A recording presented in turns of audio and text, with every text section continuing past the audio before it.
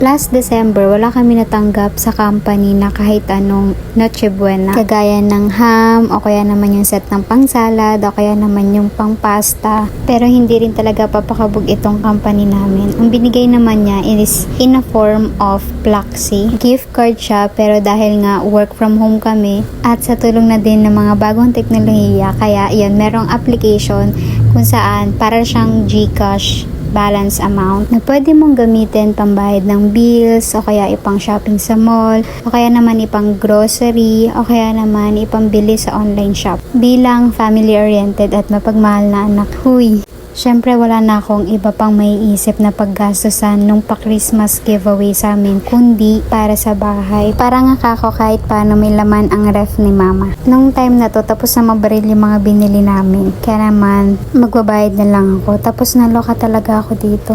Paano ba naman, natapos na lang lahat-lahat ilagay sa box yung mga pinamili namin. Tapos, hindi ko pala ma-access yung Pluxee app ko at hindi ako makapagbayad kasi hindi ko alam yung password na ginamit ko. Inabot na nga yata kami ng 100 years dito. Buti lang talaga, sobrang mahaba yung pasensya nila. Chini-cheer up pa nila ako at binibigyan ng advice na kung ano pa yung mga possible na password na ginamit ko para ma-access ko na yun. Tapos, the more na tumatagal ako dun sa may counter, the more yung pressure ko talaga. Panay nga ako sabi ng pasensya na po, ganun. Hanggang sa napansin ko yung kasunod ko sa counter, medyo naiinip na rin talaga siya. Buti na lang din prior ng pamimili namin, nagsecure na ako na mag-withdraw just in case na kailangan ko ng funds. Tapos ang mga nakaka 200 times attempt na ako. Lo, hindi. Mga 20 plus times na. Kako kapag umabot pa ako ng 30 attempts, tapos wala pa rin, gigive up na ako. Ibabayaran ko na lang siya through cash. Tapos sobrang random lang naisip ko. Sabi ko, try ko din yung password ko sa cellphone ko. Aba, dun siya nag-okay. Yun lang pala yung ginamit ko, 4 digits lang. Try pa ako ng try ng pang 6 digits na possible password ko. Akala ko talaga hindi ko na magagamit yung pa-Christmas giveaway sa amin, gawa ng wala din talaga siyang change password na option. Hindi ko na nga rin nga na-videoan kung paano nila in-unbox ito sa bahay, gawa ng pagod na pagod ang pagkatao ng buntis na ito dahil straight pa ako from shift niyan, tapos diretso inaya ko na sila ate na samahan ako mamili ka ako sa SM. At